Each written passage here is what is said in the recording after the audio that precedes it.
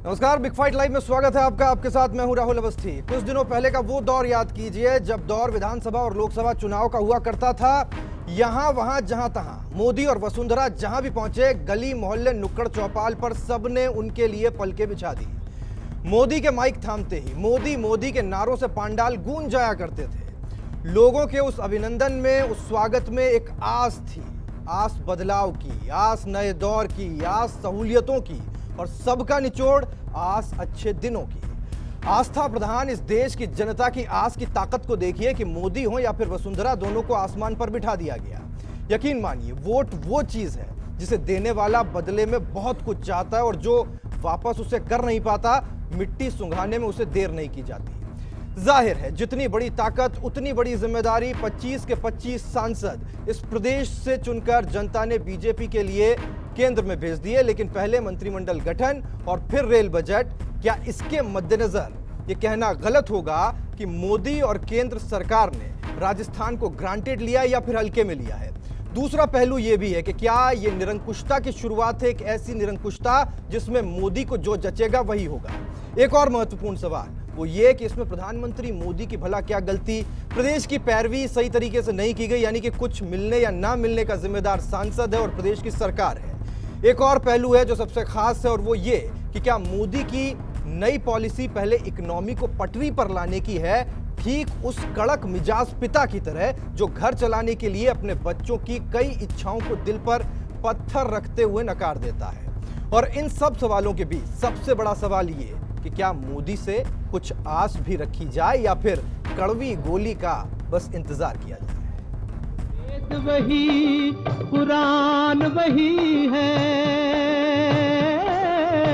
वेद वही, कुरान वही है, राम वही, रहमान वही है। किसी का दामन थाम तुझको अल्लाह रखे, किसी का दामन थाम तुझको अल्लाह रखे, ओ दे दाता के नाम तुझको अल्लाह रखे।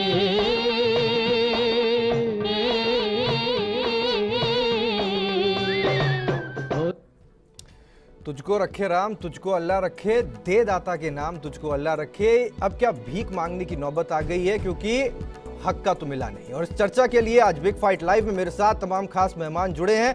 सत्ताधारी दल बीजेपी से शंकर अग्रवाल साहब हैं। आज इनके कंधों में बहुत बड़ा दारोमदार होगा, क्योंकि सब इनको घेरने वाले हैं। कुछ मिलता दिखाई नहीं दिया। और कांग्रेस की प्रवक्ता अर्चना शर्मा आज खुश होंगी। कांग्रेस आज एकजुट दिखाई दी, सड़कों पर दिखाई दी, और बहुत दिनों बाद ये पता चला कि इस पार्टी में जान है। व्यापार मंडल से प्रतिनिधि जेके वैष्णव साहब मेरे साथ हैं।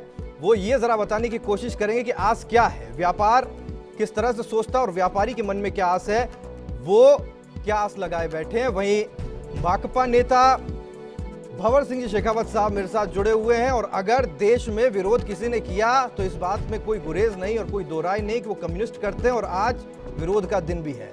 कल्पना कटेजा जी मेरे साथ होंगी। अल्पना कटेजा, माफ कीजिएगा, प्रोफेसर राजस्थान विश्वविद्यालय से। और महत्वपूर्ण बात ये कि बजट को समझना बहुत मुश्किल होता है और इसके कुछ पहलू ऐसे होते हैं जिस पर गौर किया जाना जरूरी है। इनसे एक्सपर्ट एडवाइस पर भी लेते चलेंगे। देखिए, महंगाई जिनकी देन है, जब से हमारा देश आजाद हुआ कांग्रेस की सरकार है। देश को महंगाई की मार से मारा कांग्रेस की सरकार ने, और आज वही कांग्रेस सरकार महंगाई के विरोध में प्रदर्शन कर रही है।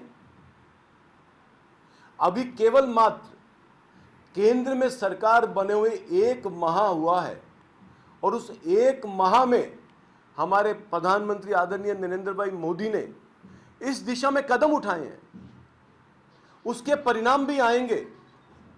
उन परिणामों को आने तक तो कांग्रेस को वे इंतजार करना चाहिए था। आप लोगों ने जो वादे किए थे चुनाव लड़ते समय, अपने भाषणों की वो टेपें देख लो, वो रील सुन लो। आप लोगों ने देश की जनता को क्या वादा किया था, मुझे वो नारे आज भी याद हैं।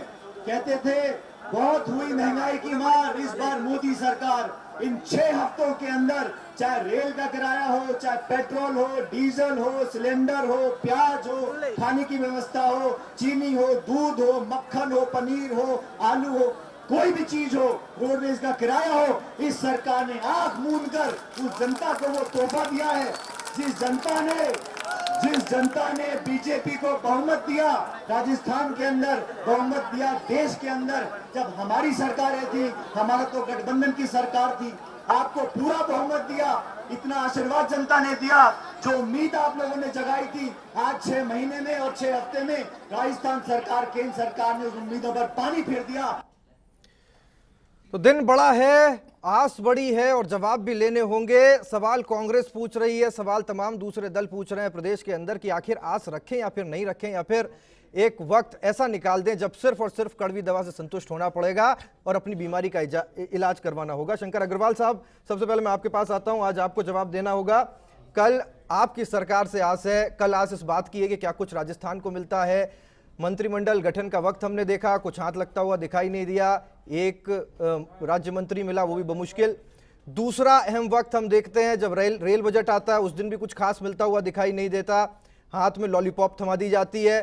कल आम बजट है, महत्वपूर्ण सवाल, इतने बड़े जनाधार के साथ आपकी पार्टी को केंद्र में भेजा गया है, 25 सांसद यहां से भेजे गए हैं, क्या ये मानकर चलें कि पानी के नाते राजस्थान को विशेष राज्य का दर्जा हम कल मिलता देख पाएंगे?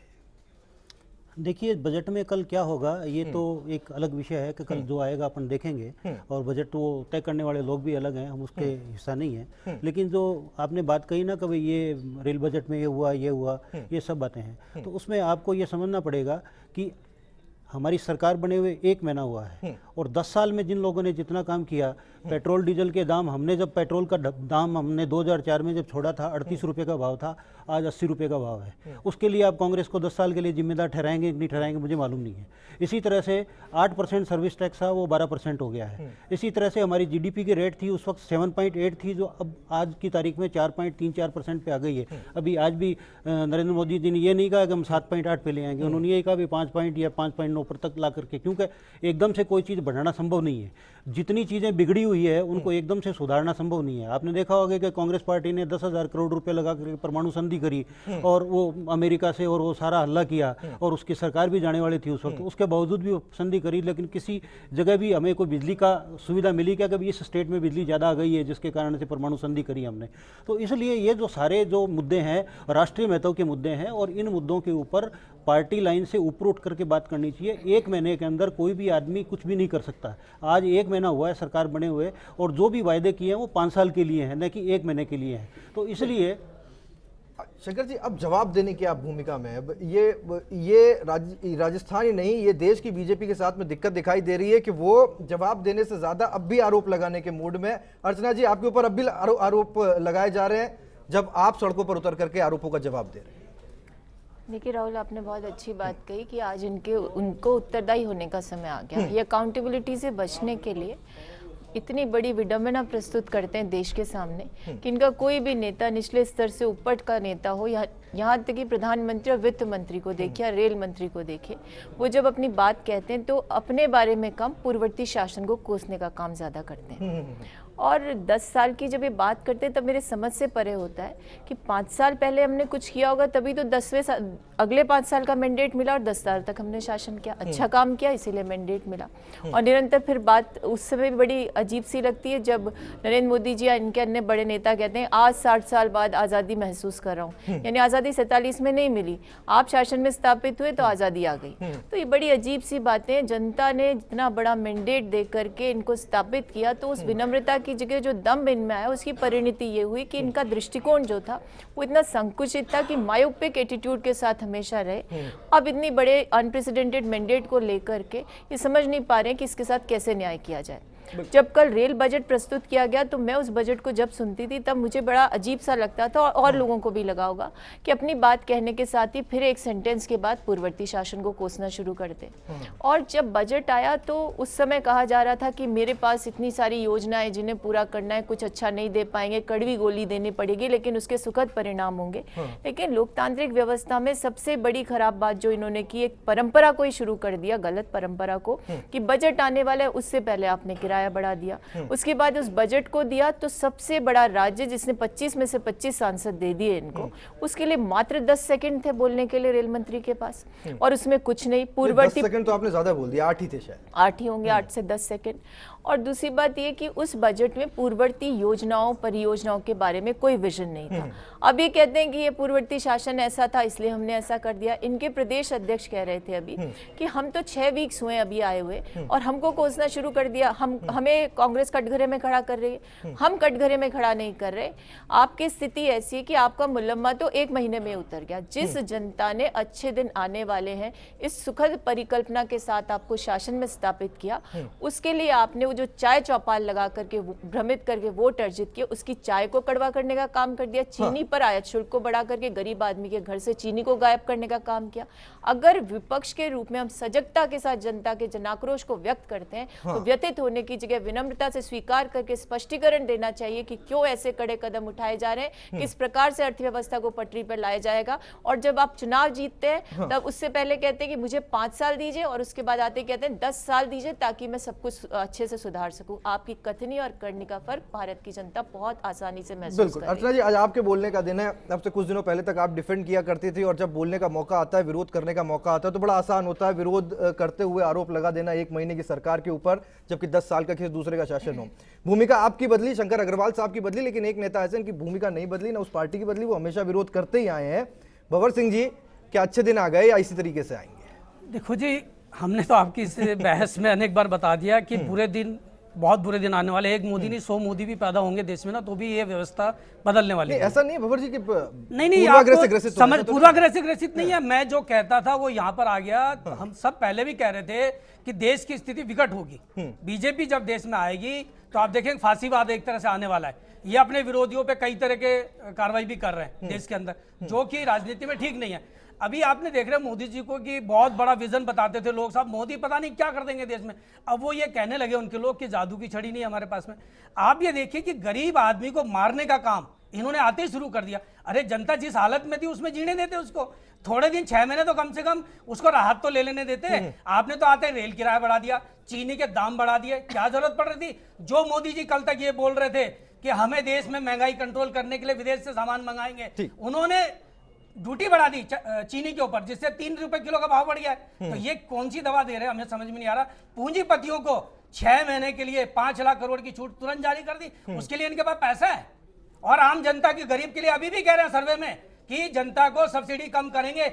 ये पूंजीपतियों के कहा जाए एजेंट हैं, ये देश में जो है उनकी गोदी में बैठे हुए हैं और देश के लिए, जनता के लिए नहीं काम कर रहे हैं, चंद लोगों के लिए काम कर रहे हैं। ये अंबानी जैसे लोगों को और अरबपति खरबपति बनाना चाहते हैं, उनकी जेब में देश को गिरवी रखना चाहते हैं। कल तक जो बीजेपी ये कह रही थी कि रेलवे में एफडीआई नहीं आनी चाहिए, लोकसभा में विरोध कर रही थी, आज वही बीजेपी और वो मोदी बोल रहे हैं एफडीआई आनी चाहिए। इनकी कथनी और करनी का देख लीजिए आपके सामने है ना, आप तो मीडिया के लोग हैं। भंवर सिंह जी, लोकसभा में कह रहे थे, आप भी तो पिछली 10 साल में से 5 साल की सरकार में साथी थे। हमने तो हर चीज पे विरोध किया ना। जब भी सरकार ने गलत काम किया, जो 5 साल की यूपीए फर्स्ट की सरकार थी उससे हमने नरेगा लागू करवाया। हमने देश के अंदर महंगाई नहीं बढ़ने दी 5 साल तक, इनकी लगाम कस के रखी। इन घोड़ों को जो है लगाम की जरूरत है, बेलगाम घोड़ा हो गया अब पार्लियामेंट के अंदर, जो देश की जनता को कुचलेगा। ये सबसे बड़ी बात समझने की जरूरत है। अग्रवाल साहब, आपके और गंभीर आरोप है, बेलगाम घोड़ा कह रहे हैं ये कि बेलगाम घोड़ा, बिल्कुल, जिसके ऊपर कोई लगाम नहीं है पार्लियामेंट के अंदर। एक तरफा जो जनता ने बहुमत दिया था वो अच्छे दिनों के लिए दिया था, जनता के बुरे दिन आ गए। जो बेड के ऊपर कांग्रेस पहुंचा दिया किसके अंदर? शंकर जी, क्या बेलगाम घोड़ा कहा जाना उचित है सिर्फ 1 महीने के कार्यकाल को देखते हुए? 1 महीने के कार्यकाल को मत कहिए, आप इनकी नीतियों को देखिए। कांग्रेस और बीजेपी की नीति में अंतर क्या? पहले तो आप पार्लियामेंट के, चक्कर ये भी तो है, देख लीजिए ना भंवर सिंह जी, चक्कर ये भी तो है कि कांग्रेस और बीजेपी की नीतियों को देश समझता है। कम्युनिस्टों की नीतियों को अगर देश समझता हो, शायद आपको उस जगह पर पहुंचाया होता जहां पर आप डिसीजन मेकिंग बॉडी होते। आज आप विरोध कर रहे हैं, डिसीजन मेकिंग बॉडी नहीं है, क्योंकि लोगों ने कहीं ना कहीं आपकी मानसिकता को या आपकी सोच को नकारा। इस बात को भी मानना आपके लिए जरूरी है। लेकिन इस बीच बेलगाम घोड़ा कह देना, शंकर अग्रवाल साहब, 1 महीने के लिए, 1 महीने के कार्यकाल पर क्या आप उचित समझते हैं? नहीं, देखिए, बात यह है कि ये बात तो बिल्कुल ठीक ही नहीं है कि बेलगाम घोड़ा कहना। और दूसरी बात यह है कि एक पार्लियामेंट्री डेमोक्रेटिक सिस्टम है। आपने देखा होगा 2 दिन तक लोगों ने हल्ला किया और पार्लियामेंट नहीं चली, तो ये विरोध का स्वरूप है। इसलिए कौन आदमी बेलगाम हो सकता है आज की तारीख में? पार्लियामेंट्री सिस्टम है क्या? रेल किराया तो भारी बढ़ा दिया। ये बहस यहाँ से बहुत बेलगाम घोड़े की बात नहीं है तो और किसकी बात होगी? भंवर सिंह जी, बोल रहे थे तो मैंने बिल्कुल नहीं बोला। तो आप गलत बात बोलेंगे तो हम ऑब्जेक्शन करेंगे। भंवर सिंह जी, शंकर जी, वापस आएंगे, एक ब्रेक का वक्त हो रहा है, हम वापस आएंगे। ये बहस बहुत आगे जाने वाली है और शंकर जी को इस बात का पूरा आश्वासन मैं देता हूं, पूरा वक्त मिलेगा, उनको आज सफाई देनी है, बाकी सबके सब लोग उनके ऊपर आरोप लगाएंगे। और सबसे महत्वपूर्ण बात, इस पर हम ब्रेक के बाद वापस आने वाले हैं कि आखिर आस राजस्थान के व्यापारी की क्या है और जो मिलने वाला है राजस्थान को उसके अंदर मीन में किस तरह से निकल सकती है, या फिर क्या कुछ ऐसा भी रह सकता है जिसको कहा तो जाए दे दिया है लेकिन उसके लिए बजट प्रॉपर आवंटित नहीं होता, ये भी होते हुए हमने देखा। एक ब्रेक लेते फौरन। देखिए, महिला होने के नाते मेरी पहली सोच में एक ज़रूरत है कि महिला शिक्षा पर जितना हो वो विशेष पैकेज दें, उसको बढ़ावा दें। दूसरी चीज़ महिला सुरक्षा को लेकर के, अभी आंकड़ों में जिस तरह से कहीं बोल रहे हैं कि राजस्थान की स्थिति को काफ़ी ख़राब बताया जा रहा है, तो कहीं ना कहीं महिला सुरक्षा को लेकर के भरतपुर संभाग पर, मैं भरतपुर संभाग को रिप्रेजेंट कर रही हूँ इसलिए भरतपुर संभाग के बारे में कह सकती हूँ कि यहाँ को लेकर के कुछ पैकेज पहनने वाले कपड़े, इनमें कपड़े तो इनमें इनको रियायत तभी मिलेगी जब किराए में सबसे पहले रियायत आएगी। और पेट्रोलियम है, ये बाहर के लिए भले ही बढ़ा दिया जाए, लेकिन जो डिस्ट्रिक्ट लेवल पे जो आम लोग गुजर रहे हैं, आम लोग उससे रियायत पाना चाहते हैं, जो बच्चों के साथ रह रहे हैं, परदेश में रह रहे हैं, कहीं रह रहे हैं या फिर गाँव में रह रहे हैं, लोग आ रहे हैं जा रहे हैं, तो कन्वेंसिंग में रियायत तो आवश्यक है। देखिए, आपने जो महंगाई की बात कही है, ये अभी कोई मोदी सरकार के आने से ही नहीं बढ़ी है, ये हम पिछली सरकार से ही हम ये देख रहे हैं कि सभी सामग्रियों में जो महंगाई इस समय बोल रही है लगभग उतनी ही पहले भी बोल रही थी। अब रही बात बजट की, जो हमारा आम जन है उसके लिए ये तकलीफ देह है, चाहे सरकार कोई सी भी रही हो, ये हमेशा के लिए ही गरीब आदमी का मरना सबसे पहले है, क्योंकि आज के समय में उसकी आमदनी इतनी नहीं होती जितना कि महंगाई जिस गति से बढ़ती है। दे दाता के नाम तुझको अल्लाह रखे,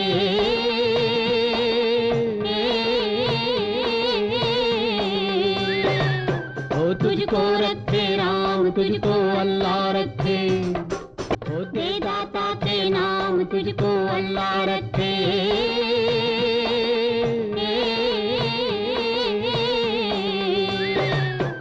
तुझको रखे राम, तुझको अल्लाह रखे। पहले से कह रहे हैं लाठी की सरकार है, जब ज्यादा मैंडेट आप किसी एक पार्टी को दोगे तो जुल्म होगा। राजस्थान में जिस तरह का जुल्म हो रहा है, कोई अच्छी सरकार नहीं आई, अन्याय हो रहा है। अरे बर्बाद है, पुलिस को डर लागे, चलती है लाठी आराम से। देखिए, लाठियां चलेगी, हमें पता है, भारतीय जनता पार्टी लाठीचार्ज भी करवाएगी, लेकिन कांग्रेस का कार्यकर्ता, एनएसयूआई का कार्यकर्ता, एनएसयूआई के कार्यकर्ताओं पर लाठीचार्ज हुआ। मुकेश भाकर ने खुद ने प्रदर्शन किया। क्यों किया? कि लाठियां चल रही है। आपको 7 महीने नहीं हुए, उपलब्धि 0 है। राजस्थान के एक भी कांग्रेस कार्यकर्ता पर यदि सरकार जुल्म करेगी, राजस्थान के किसी मंत्री का प्रोग्राम नहीं होगा, कहीं नहीं होने देंगे, सड़कों पर मुकाबला होगा। आज प्रदर्शन हुआ है, आगे भी होगा। बीजेपी को समझ लेना चाहिए कि जनता ने हमें मैंडेट नहीं दिया, हमें चुनाव हरा दिया, आपने धोखे से चुनाव जीता है। इसका मानकर चलिए, जब भी जनता पर जुल्म होगा कांग्रेस सड़कों पर उतरेगी और बीजेपी की कोई मीटिंग नहीं होने देगी। देश में 2 ही लोगों को अच्छे दिन आए हैं, या तो नरेंद्र मोदी या अमित शाह, बाकी सबको तो भुगतना ही है, तो भुगतेंगे। तो बिग फाइट लाइव में आज का सवाल हमारा ये है कि क्या राजस्थान को विशेष दर्जा मिलना चाहिए? फेसबुक पर, ट्विटर पर, firstindianews.com पर आप लॉग ऑन करते हुए अपनी प्रतिक्रिया में पहुंचा सकते हैं। बड़ा सवाल है, राजस्थान की लंबे अरसे से मांग है, और क्या 25 सांसदों के साथ में अगर बीजेपी है संसद के अंदर तो इस मांग को पुरजोर तरीके से नहीं उठाना चाहिए। तो राजस्थान की मांग क्या हो, राजस्थान की आस क्या है, एक व्यापारी राजस्थान का क्या सोचता है, वो व्यापारी जो राजस्थान से निकल करके देश के अलग अलग इलाकों में, और देश नहीं दुनिया के अलग अलग इलाकों में जाकर के काम करता है, और जो राजस्थान में बैठा वो व्यापारी है, वो इस बजट से क्या आस रखता है, ये एक अहम सवाल है। इसे लेकर के मैं जेके वैष्णव साहब के पास जाऊंगा, प्रतिनिधि हैं व्यापार मंडल एसोसिएशन के, हमारे साथ जुड़े हुए हैं। वैष्णव साहब, ये जरा समझाएं कि एक व्यापारी किस नजर से इस बार के बजट को देख रहा है, रेल बजट में कुछ न मिलने के बाद। व्यापारिक वर्ग की जो आशाएं अभी तक पूरी नहीं हुई, हम लोग फिर से आस लगा के बैठे हुए हैं कि ये नई सरकार सबसे पहले CST समाप्त करे। जो वैट लागू होते समय हमारे साथ समझौते हुए थे, उसमें ये बताया गया था कि वैट लागू होने के ठीक बाद में चरणबद्ध तरीके से 3 साल में CST समाप्त कर देंगे। वो अभी तक नहीं हो पाई। उसी तरह से एक्साइज जो है वो अभी तक केवल 1.5 करोड़ रुपए तक ही मुक्त है। तो पिछले 5 साल से 1.5 करोड़ ही लगातार चलती आ रही है, तो एक्साइज को कम से कम महंगाई को देखते हुए 10 करोड़ रुपए तक व्यापारियों को मुक्त करना चाहिए, उद्योगपतियों को करना चाहिए। और सबसे बड़ी और जो इम्पोर्टेंट आस हमने लगा रखी थी कि मोदी सरकार कई कानून हैं जो अनर्गल है उनको समाप्त करे, लाइसेंस की प्रक्रियाओं को समाप्त करे, व्यापारी को खुला छोड़े कि वो समाज को ध्यान में रखते हुए और अपने हिसाब से व्यापार को आगे बढ़ाए। साथ ही कम से कम इंस्पेक्टर उसके गेट के ऊपर आए और वो चैन से व्यापार कर सके और व्यापार के भी अच्छे दिन आए। ठीक है, चलिए, ये व्यापारी एक तो चाहता है दिल से कि वो ये सारी चीजें कर दे उससे कि ठीक हो जाए, क्योंकि बजट को समझना बहुत कॉम्प्लिकेटेड इशू होता है, इसको समझना बहुत ज्यादा आसान नहीं होता। अल्पना कटेजा साहब मेरे साथ जुड़ी हैं। अल्पना जी, मैंने शुरुआत में एक बात का जिक्र किया कि एक कड़क मिजाज पिता होता है अपने घर में, उसके बच्चे उससे बहुत सारी एक्सपेक्टेशन रखते हैं, कहते हैं पिताजी ये भी दिला दो वो भी दिला दो, लेकिन उसको मना करना पड़ता है क्योंकि उसको घर चलाना होता है। एक बजट बनाने के लिए क्या एक प्रधानमंत्री का, एक वित्त मंत्री का कड़क होना जरूरी होता है, चाहे जनता को कुछ भी लगे, लेकिन घर तो उसको चलाना है? डिपेंड करता है किस परिस्थिति में बजट बनाया जा रहा है। जो परिस्थितियां आज मौजूद हैं, मुझे लगता है कि वित्त मंत्री और प्रधानमंत्री को इस कड़क पिता के रोल में होना बहुत ज़रूरी है। कड़वी दवाई देना बहुत ज़रूरी है, क्योंकि बहुत ज़्यादा उम्मीदें लोगों को हैं और सारी उम्मीदें पूरी नहीं की जा सकती हैं। रिसोर्सेज बहुत लिमिटेड हैं, उन लिमिटेड रिसोर्सेज के साथ ज़्यादा से ज़्यादा लोगों को अधिक से अधिक संतुष्टि देना तो बहुत मुश्किल काम है, इसलिए वो कड़क पिता का रोल तो निभाना ही पड़ेगा। अर्चना जी, जो अल्पना जी कह रही थी कि एक कड़क पिता का रोल निभाना पड़ेगा, और उससे पहले आरोप आपके ऊपर ये लगे कि आपने 10 साल में सारा सब कुछ मटिया मेट कर दिया, स्थिति ये पहुंच गई कि अब मोदी को कड़वी दवा देनी पड़ रही है मजबूरन। देखिए राहुल, अल्पना जी एकेडमिशियन है और वो बहुत अच्छे से जानती हैं कि बजट जो है आंकड़ों का मायाजाल होता है, और एक इकोनॉमिस्ट के नज़रिए से तो उनका रवैया ठीक है, उनका जो कहने की बात है उसको मैं समझ सकती हूँ, लेकिन बजट को बनाकर उसे लागू करना पॉलिटिकल विल पर होता है। ये इच्छा शक्ति जब होती है उसके आधार पर एक ऐसे समाज में जहाँ इतनी विविधता हो, एक डिफरेंट स्टेटा के लोग रहते हों, उनके समतुल्य विकास के लिए उनको उनमें सामंजस्य बैठ सके, उनका समान इंक्लूसिव डेवलपमेंट हो सके, उसके लिए जो बजट बनता है उसमें सिर्फ ये अप्रोच नहीं हो सकती कि हम फॉरवर्ड लुकिंग पॉलिसीज़ को बना लें क्योंकि विश्व की अर्थव्यवस्था स्ट्रेचर पर चल रही है इसलिए गरीब को मार दो, ऐसा नहीं सोचा जा सकता। उसके लिए सब्सिडी देनी पड़ेगी, उसकी आर्थिक स्थिति को ठीक करना पड़ेगा, उसके जीवन स्तर को बढ़ाना पड़ेगा। इसी प्रकार से जो मिडिल क्लास है उसके सपने अलग हैं, उसके लिए अलग से व्यवस्था करनी होगी, और अपर क्लास है उसकी अलग होती है। तो ये सामंजस्य एक ब्रॉड स्पेक्ट्रम में सोचना होता है और एक वित्त मंत्री के लिए बहुत ज्यादा जरूरी होता है। अग्रवाल साहब, आपके ऊपर जैसा 1 महीने के कार्यकाल में आरोप लगने शुरू हो गए, ये तो खैर सत्ता में जो भी होता है उसको ये दुख भोगना ही होगा कि उसको आरोप का सामना करना होगा। आपके पास इतना बड़ा जनाधार है, आप अभी जो चाहें वो कर सकते हैं, लेकिन 1 महीने के कार्यकाल के दौरान जो एक ट्रेलर हमको दिखाई दिया है वो इतना खुश करने वाला नहीं है। देखिए, जन आधार और पैसा दोनों चीजें अलग अलग है। अर्चना जी ने जो बात कही शायद मेरी बात कही है उन्होंने, क्योंकि अभी उनको भूल गए होंगे, कभी सब विपक्ष में आ गए हैं, इसलिए उन्होंने वही बातें कही है। आप लोगों को एहसास नहीं हो रहा है, इसलिए आप बार-बार हमारा जाप करते हो। दो तीन बातें कही अभी बीच में चर्चा में आई। एक तो आपने कहा राजस्थान को विशेष दर्जा मिलने की बात है, तो विशेष दर्जा मिलने की बात मैं आपको स्पष्ट बता दूं, पिछली बार भी 10 साल तक जो कांग्रेस की भी सरकार थी और 5-5, 6-6 सेंटर में मिनिस्टर थे, उसके बावजूद भी दर्जा नहीं मिला। उसका एक कारण है, उसमें मैं दोष नहीं दे रहा हूं इनको, ये नहीं कह रहा हूं ये दर्जा नहीं लेके आ पाए, उसका एक कारण ये है कि ये जो विशेष दर्जे की बात तो आप कर रहे हो, पर विशेष दर्जा लेने के लिए क्या क्या पैरामीटर्स हैं, उन पैरामीटर को एक बार आप पढ़ लें, उसके बाद में आप कहोगे कि राजस्थान नहीं, हिंदुस्तान में कोई भी स्टेट ऐसा नहीं है। बिहार के अंदर कितनी कोशिश हुई, कितना नेगोशिएशन हुआ, बिहार तो हमारे से बहुत पिछड़ा हुआ है, उसके बावजूद भी उनको विशेष दर्जा नहीं मिल पाया। इसलिए विशेष दर्जे की जो बात करने से पहले हमको उनके पैमाने चेंज करने पड़ेंगे। अग्रवाल साहब, होता क्या, देखिए दूर की सोच होती है। एक सेकंड अर्चना, मैं इसमें ये चीज जोड़ दूं, दूर की सोच होती है, आप मांग बशर्ते कर रहे होते हैं विशेष दर्जे की, लेकिन उस नाते और उस रास्ते आप एक बहुत बड़ा पैकेज केंद्र से लेकर के आ जाते हैं।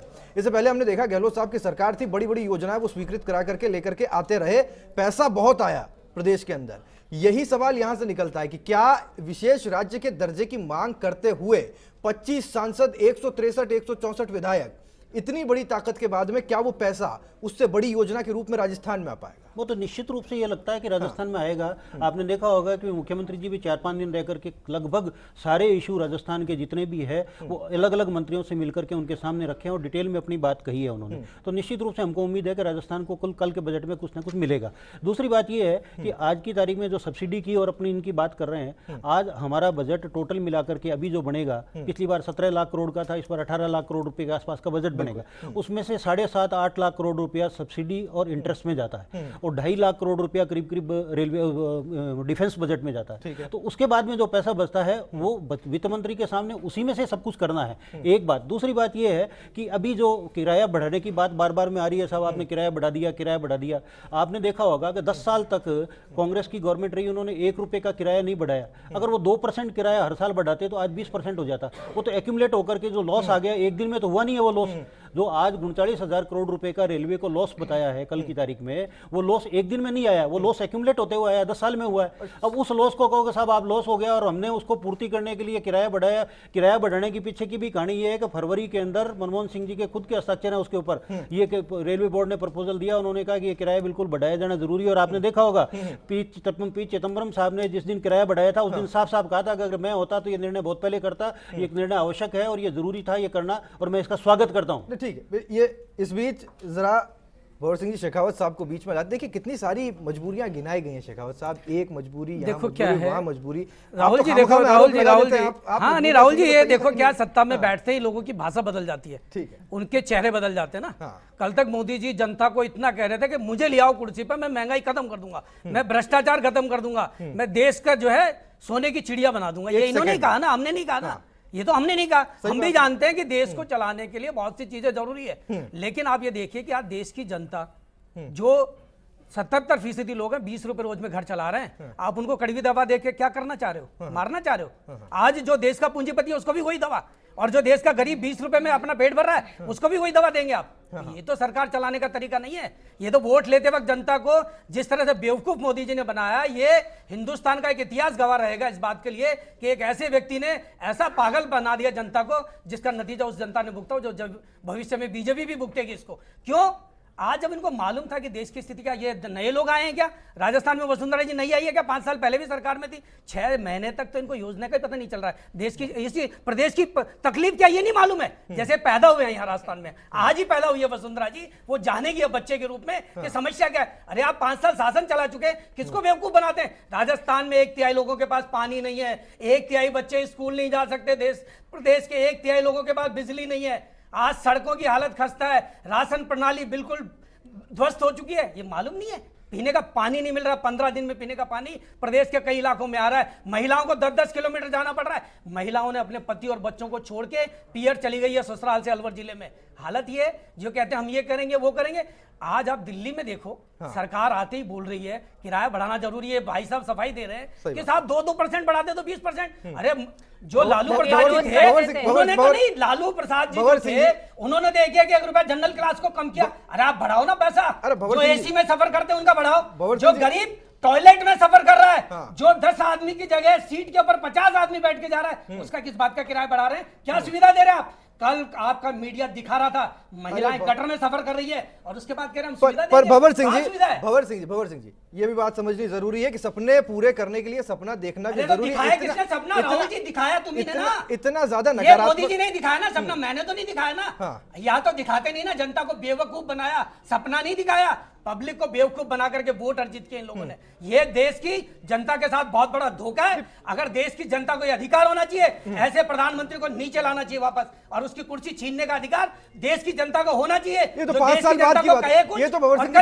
ये तो 5 साल बाद की बात है। 5 साल बाद की बात है। आते ही इन्होंने जो महंगाई कम करने का वादा किया, पर मैं आपके सवालों की दाद देता हूं। देखिए मोदी जी जिस दिन आए 10 रुपए किलो प्याज बिक रहा था, आज 40 रुपए हो गया भाई साहब। अरे भवर सिंह सुन तो लीजिए, चीनी जो थी सुन तो लीजिए, जो बिक रही थी, एक सेकंड भवर सिंह, चीनी जो बिक रही थी वो 3 रुपए किलो महंगी हो गई, तो जो भाव चला था वो तो चलने देते। अरे भवर सिंह जी मेरी बात सुनो, ऐसा संयम की कोई जरूरत नहीं होती है। बहस चल रही है, मैं आपके संयम के लिए नहीं आया। भवर सिंह मैं आपकी बीजेपी के लिए नहीं आया जो देश को गुमराह कर रही है, देश को लूट रही है, और पूंजीपति अंबानी के $4 से $8 करने का प्रस्ताव, उसी का परिणाम भाई साहब ये बोल रहे हैं ना, सुनिए राहुल जी, 7.5 लाख करोड़ की जो सब्सिडी, मैं तो सुन लूंगा। 7.5 लाख मैं करोड़ तो की सुन सब्सिडी लूंगा। में 5 लाख करोड़ भंवर सिंह जी, पूंजीपतियों मैं को सुन सब्सिडी। लूंगा। बेहतर ये हो कि आप ये चीजें जनता को समझाने की कोशिश करें, मैं जनता सुन को लूंगा। समझ रहे हैं ना, और जनता काश देख रही आपने है। सही वक्त पे समझाया होता तो आज शायद ये नौबत नहीं आती। नहीं, जनता समझ नहीं, जाएगी भाई साहब, बहुत हिंदुस्तान जल्दी। भर में हिंदुस्तान आपको भर में पता नहीं कांग्रेस है पार्टी का बीजेपी राज की समाप्त दो हो गया सीटें है। अटल एक आध बिहारी स्टेट का- में छोटा मोटा बचा है अभी। अरे भाई चलिए साहब, ठीक, ये बहस आप बहुत अभी जो है चाइना जा रहे हो, बहस रोज बहुत चाइना लंबी, से माल मंगा रहे हो, बहस चाइना बहुत को लंबी कम्युनिस्ट जाने वाली। कंट्री में भंवर जाते सिंह, हो। भंवर सिंह जी, क्यों समझौते कर रहे हो भंवर सिंह जी, व्यापार एक में? मिनट। आज पूरे व्यापारियों को जिंदा राजस्थान में रखा हुआ है चाइना के लोगों ने, चाइना की इंडस्ट्री से। भंवर सिंह, आज आप- मटेरियल वो दे रहे हैं सस्ता। नहीं, भंवर सिंह जी, सेंट्रल बैंक ये तो वामपंथियों की परेशानी है कि जब बीजिंग में बारिश होती है छाता यहाँ पर निकल ना, जाता है। ये मैं गलत आपको बात, ना गलत बात, गलत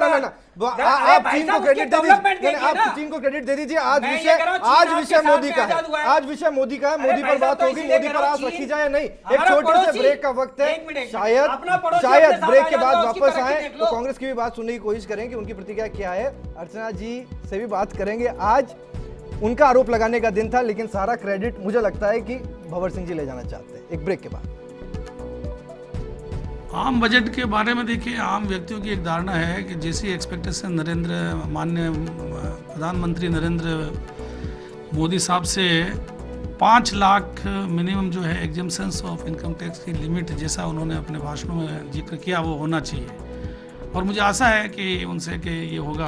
उम्मीद ये रखता हूँ कि कल का जो बजट आए उसमें सरकार सबसे प्रमुख जो प्राथमिकता दे वो वित्तीय अनुशासन को दे। देखिए, कल जो बजट आ रहा है, हमें पूर्ण आशा है कि अच्छे दिन जिस तरीके से मोदी जी प्रयास कर रहे हैं, तो मोदी जी हमें आशा है कि मोदी जी अच्छे दिन लेके आएंगे। हम भी हमारे दिमाग में अब थोड़ा लेके बैठे हैं कि इतने 10 साल तक ये बुरे दिन निकाले हैं, तो थोड़ा सा और सही। दाता के नाम तुझको अल्लाह रखे,